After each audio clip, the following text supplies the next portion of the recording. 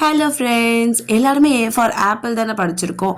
இப்போ இந்த ஃபுட் லவர்ஸ்க்காக நம்ம கொஞ்சம் சேஞ்ச் பண்ணிக்கலாமா?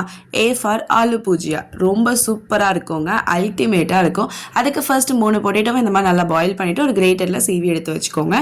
இது கூடவே கொஞ்சமாக கடலை மாவு, அரிசி மாவு, மிளகுத்தூள், காஷ்மீரி தூள், அதுக்கப்புறமா கொஞ்சமாக பெருங்காயத்தூள், மஞ்சத்தூள், கொஞ்சமாக உப்பு, இதெல்லாத்தையும் சேர்த்துட்டு நல்லா மிக்ஸ் பண்ணிக்கோங்க. இது கூடவே கொஞ்சமாக சாட் மசாலா ஆட் பண்ணிவிட்டு இது நல்லா ஃபஸ்ட்டு மிக்ஸ் பண்ணிவிடுங்க. அதுக்கப்புறமா தேவைப்பட்ட தண்ணி விட்டுக்கோங்க. சாஃப்டாக பிசைஞ்சு வச்சுக்கோங்க.